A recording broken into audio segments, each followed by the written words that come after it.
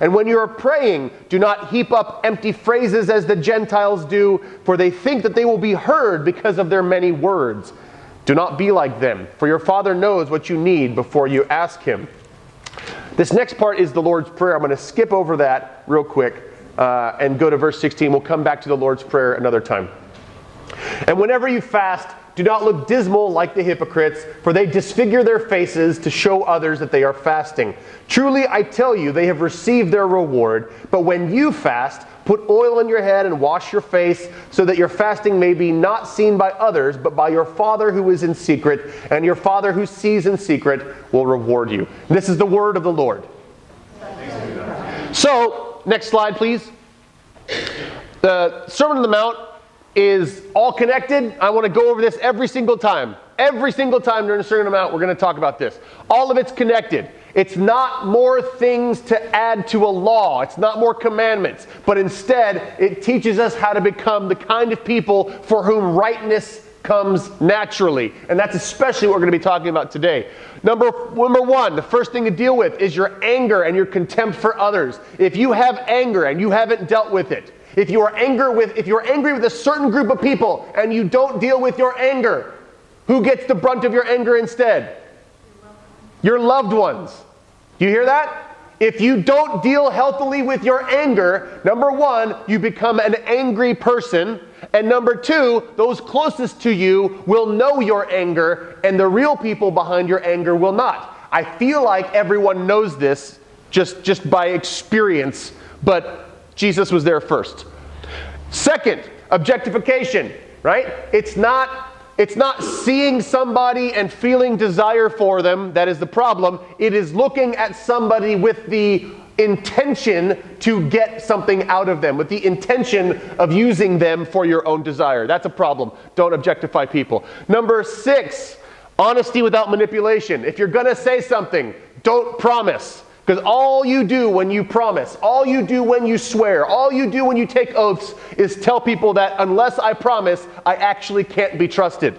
So instead, be the kind of person whose word is their bond. Number 7, when somebody harms you, how do you respond? Do you do nothing or do you take violence on them? Jesus says no, there's another way. Don't do nothing, but instead take direct, creative action against the things that are harming you. Take the power back. And number 8, when you have enemies, and you will, how do you treat them? You treat them like God treats you. If there's somebody who's awful and doing awful things, and there's somebody who's good and doing great things, who does God send the sun to shine on? Both. Who gets the rain? Both. That's the only way that justice gets done for everybody, is if we start caring about everybody. Next slide. So here, Jesus starts talking about this. We've had all these things that are things that we need to work on. If Christians did all of those things that we just talked about, would the world be different?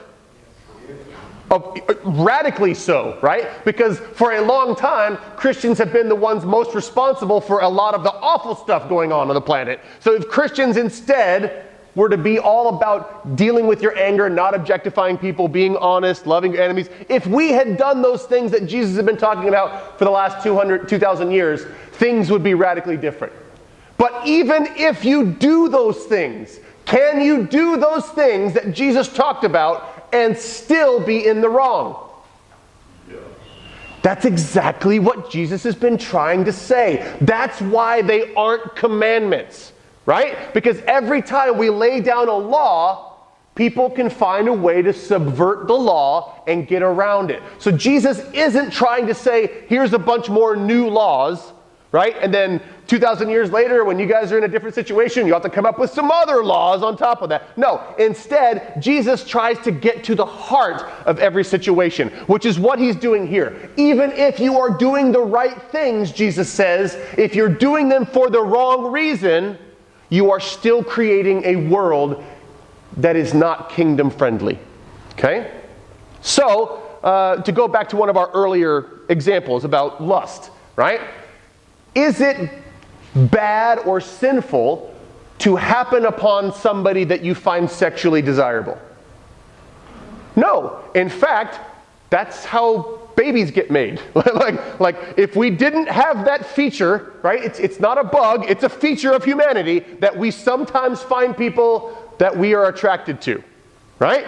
If you're just minding your own business and then all of a sudden you're like, wow, that person is incredibly sexually attractive. Have you sinned? No. But if you do so with the intent to see them as a sexual object, have you done something that's not okay? Jesus would say yes, right? It's the intent behind it. So, is praying a good thing or a bad thing? Folks, this is not a trick question. Is praying good or bad? We're in church. Is praying good or bad? It's good. But if I stand up here and I pray because I want you to say, oh, Chad, you are such a good prayer person, has my good thing turned sour? Yes. Right? Just like the other example he gives, if you are giving alms, is giving to the poor ever bad? No! Like, this is like getting to the heart of what it means to be a Christian. But if you are giving to the poor and you're like, hey, everybody, get a news crew around here. I'm going to give $5 to somebody. Have you taken something that is fundamentally good and turned it sour? Yes. He goes on to say, if you are fasting. Now again, people have taken this to mean that Jesus is telling us we have to fast. Is Jesus adding another rule that we have to fast? No, but in his culture, did people fast? Yes, all the time. So he is directly talking about them, the kind of things that they do as disciplines, okay? So he says, if you have a discipline of fasting, right? He says, don't be like the hypocrites, because the hypocrites, when they fast, right? They like wear disheveled clothes and they walk around, oh, I'd love to go to lunch with you to Luby's today, but I'm fasting for the Lord, right? And everybody goes, oh, wow, how spiritual.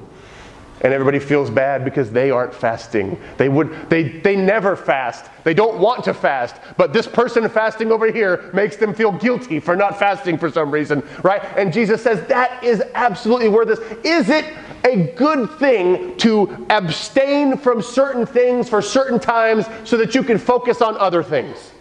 It's absolutely a good thing. Like, it's scientifically a good thing that if you fast from certain things, like if you fast from food for like a certain period of time, it could actually like help your metabolism like kick in, right? It's like you know, don't fast until you die, but like, yes, you can fast sometimes. You can give up food, you can give up, you know, alcohol, you can give up cigars if you want to. I don't know why you'd want to, but you can, right? You can give up all sorts of stuff for a period of time, and that's fasting. It's great because usually you're doing so with a purpose. But if you're like, oh, I'm so broken because I haven't had food in 4 hours. Like, whatever you're doing, Jesus says don't do that, because you take something that is fundamentally okay, right? And you make it sour with a bad intent.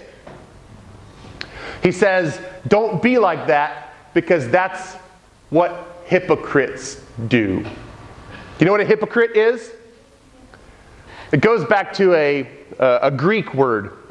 Comes from two roots. Hypo, which means under, right? Like a hypodermic needle, right? Dermic is skin, so hypodermic is under the skin, right? Hypo is under, and the other word, krino, means to judge or to interpret, right? So this is not necessarily what you would think it means, but under judging, or judging under, or interpreting under. That's because the people who were hypocrites wore masks. Okay? They were actors because they judged people or interpreted scripts from under a mask. Right? So when Jesus was growing up, these towns that he lived in were being Hellenized, which means that they were becoming more and more Greek because the Greeks had invaded and the Greek culture was there. The Romans continued to do the same thing. So in the next door town of Sepphoris, there was a theater.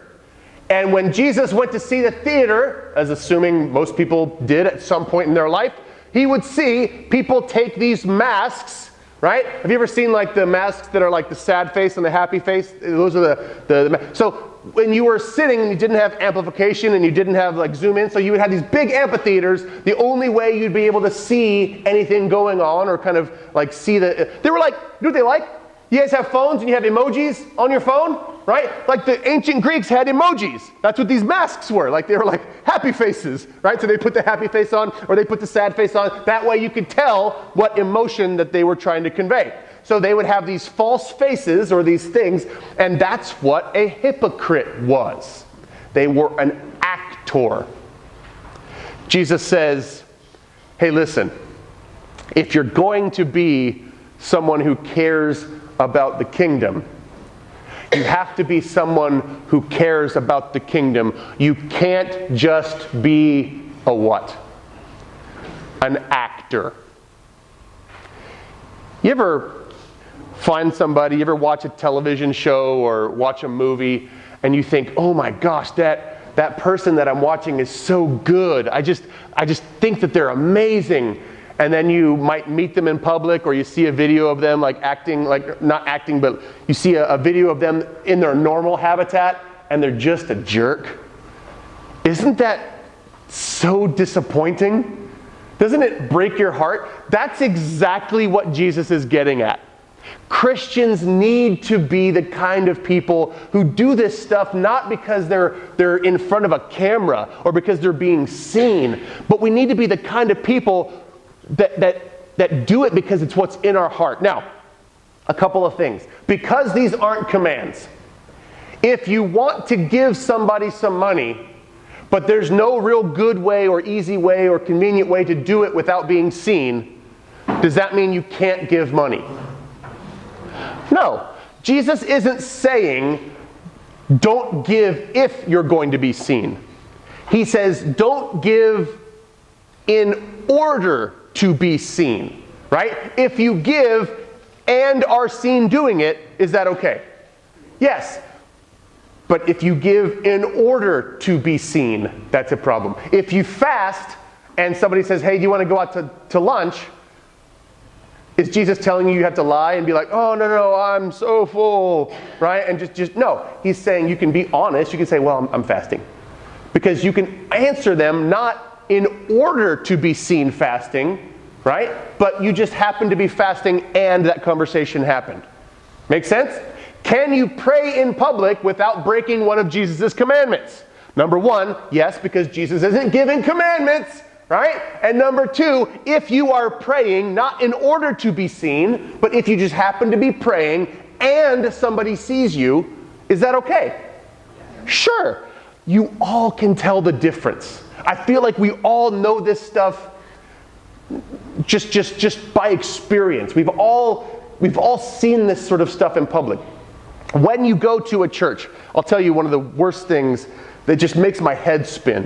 When I go to a church and I walk down one of their hallways and I see portraits of their ministers lining the halls, and they're all, like this, with their Bibles and looking very regal and all that kind of stuff. What have we done?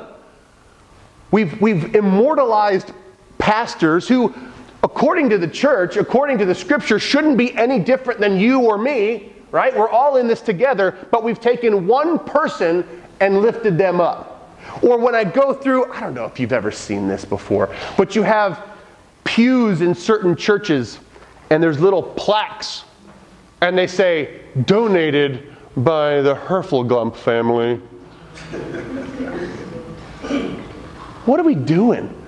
Like, has you buying a pew for the church somehow made you worth praise? Let me tell you, you can donate all your money. You can leave every single penny of your money. You can build us a whole other church. I will quit before I allow your name to be on it. Because that's not what this is about. But I go to churches and I see this is the Farleyhoff building. Why? Because Mr. and Mrs. Farleyhoff donated this building. That just drives me crazy. When I go down to Houston and I see Joel Osteen's name on the side of a building, it drives me insane. Because the scripture says that is not the kind of thing you would expect from kingdom living. Kingdom says, I will give if there's a need. I will give if I can. But I don't need recognition for that. I don't need my name on a building, in a hallway, on a picture, in a pew. I don't care. It's not my name that's important. It should be the name of Christ that's important. He goes on to say, don't let your left hand know what your right is doing. I could have gotten those mixed up. But either way, what does he mean by that? Have you ever tried to make this happen? Have you ever tried to say, okay, my left hand is drinking coffee. How does my right hand not know about this? If you think about it for 5 seconds, it doesn't make any sense, right? What Jesus is getting at, this idiom, means do it without noticing you're doing it, okay? Have you ever, adults, this will be for you. Children, I hope you've never had this experience. Adults, have you ever been driving somewhere and your mind is just wandering and all of a sudden you're home or you're at work and you're like, oh my goodness, how did I get here? like the last 20 minutes, it's just like totally blank and I have no memory of getting from here to here, and yet I'm there. Because your left hand doesn't know what your right is doing, right? Because you got there without thinking about it. Because why? How do you get to the point where you can literally drive yourself somewhere for 20 minutes? And let me just say that driving is an incredibly complex thing to do, is it not? Right? Like you can't just drive. Like you have to have knowledge and you have to have experience. You have to put in a lot of effort to get to the point where you can all of a sudden blink and 20 minutes later you're at your destination without ever thinking about it. Right? Same thing is true here. How do you become the kind of person who says, I'm just going to be like this and I don't have to think about it? How do I become the kind of person who doesn't pray to be seen? Well, you're going to have to practice. You're going to have to think about it for a while. Remember when you were in driver's ed? You thought about everything, right? Every little detail. You're stressing out about it. Well, and eventually you do it enough and it becomes normal. All of these things that Jesus is telling us about do not come naturally to us. We have to work at it. But if you work at it, and yes, you're going to have to think about it a lot, and yes, you're going to have to make a lot of mistakes, but eventually, if when somebody asks you for something, you just give. If when you're praying, you're not seeking affirmation, but you just find yourself praying and you have to think about it all the time, maybe set your watch, every time it beeps, you're going to pray a little bit. As you do these things, those are not rules, right? So if you don't ever pray at all, you can still be a good Christian. Yes, I'm just saying, if you choose to pray, right, in certain ways, if you want to do this, you have to make it a discipline. You can't just accidentally do some of these things. Some people say, oh, I can't pray. I'm no good at praying. When people ask me to pray, I don't know what to say. And you know what I say to them? Well, start off praying some sucky prayers first, right? And build from there, right? You don't need to pray well. There's no such thing as praying well. There's just talking to God, and however you do that, just do it more and more and more. You'll get more and more comfortable. Your words will come easier. And even so, Jesus says, what? It's not about the words, right? Because who uses lots of words? They just babble on and on and on and on and on because they think that God loves nice words. Jesus says God does not like nice words. If you listen to Jesus, it appears that God gets sick of lots of words just like the rest of us. Right? So if you just babble on and on, blah, blah, blah, blah, oh, holy Lord, your name is majesty. Some of the worship songs that we sing, not here, Autumn, you do a lovely song.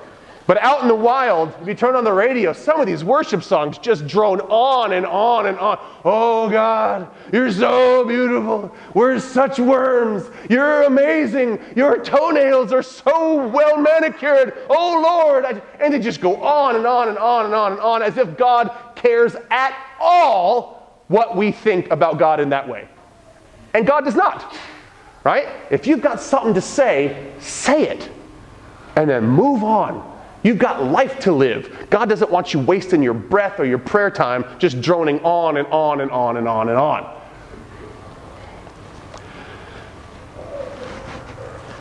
But is there a purpose to prayer? If prayer isn't to get what we want, which is it is not. Has anybody ever prayed for something and have it not happen? Everybody, right? And if you haven't, if you're one of those people that God listens to every single time, you and me need to talk. Because I got a couple requests I want you to make. But if you are like me, you have noticed that no matter how hard you pray sometimes, no matter how often you pray, sometimes God just says, nope. So you kind of get the impression that's when a lot of us tune out. The minute we realize that God won't do everything we want, we just say, well, what's the point in praying? Anybody ever felt this way? Oh, come on. All the good Christians are like, no, I just keep on keeping on. Good for you. Good for you. Next slide. If prayer isn't to get what we want, and if prayer isn't so that we get noticed, right? What is it for? Prayer inherently, like the other things that we talked about, giving alms, right? You may not think about this, but loving your neighbor is not one of those optional things, right? It's a discipline. You have to actually try at it in order to be good at it. But just like fasting or just like giving to the poor, prayer is a discipline. Have you ever noticed that anybody ever try to eat healthier? Right? Has that ever happened to you? My goodness, you guys, you're so modest. You're like, I actually have tried to eat healthier, but I don't like being seen. So I'm going to be humble. I'm going to keep my hand out. Those of us who have noticed a couple things, you ever tried working out maybe or changing your lifestyle, getting better about certain things? Have you noticed that when you're doing well on your eating healthy and you're doing well with your physical disciplines, have you noticed that other areas in your life you seem to have more willpower?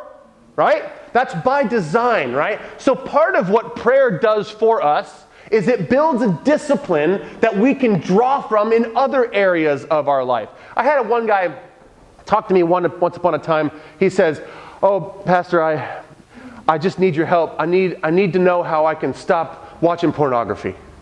I said, you can't. And he looked at me like, oh, what? What do you mean I can't? I said, you can't. Like, you just can't stop watching pornography. It doesn't work that way. Well, what can I do? First, you need to start disciplining yourself in other areas of your life that aren't so addictive, right? So find an area of your life that you can start building disciplines in. Get some wins under your belt, right? Realize that you actually can take ownership over your own self. And once you've built up those disciplines in other areas like prayer, or maybe fasting, or giving, or whatever you want to do, whatever spiritual disciplines you want to do, then you can start moving up to the tough stuff like porn, because God knows our entire society is driving people towards that. And it's not your fault if you find yourself addicted to it. You made a choice once upon a time, but everything in our culture was driving you to it. And do not think for a second that you're the only person. But you will not be able to get rid of it. You'll not be able to break that addiction if you just say, okay, I'm not going to do it.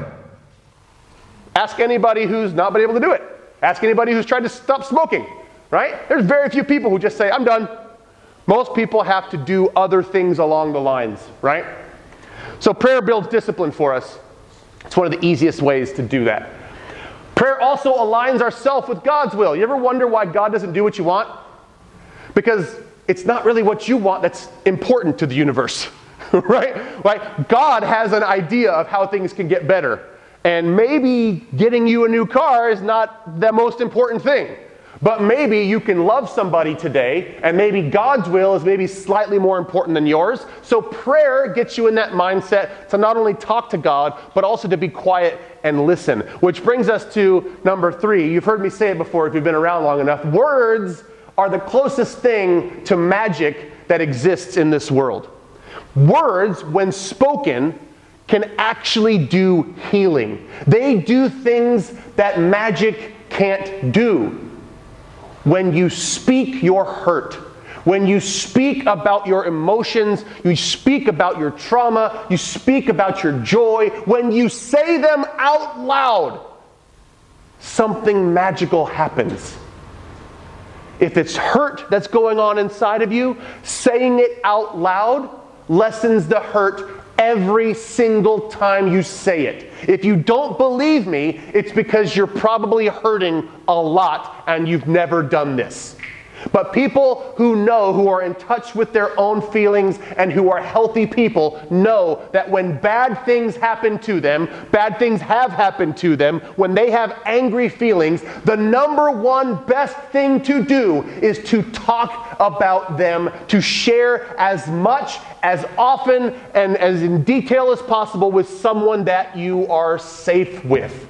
Find somebody who is safe and just vomit all of your junk onto this person because they can handle it and they love you. Just get your garbage out. Dismiss it. Discharge it into the world, because using words makes a difference. I don't want to get into the brain science of it, but honestly, it changes the way your brain is wired when you talk about your baggage.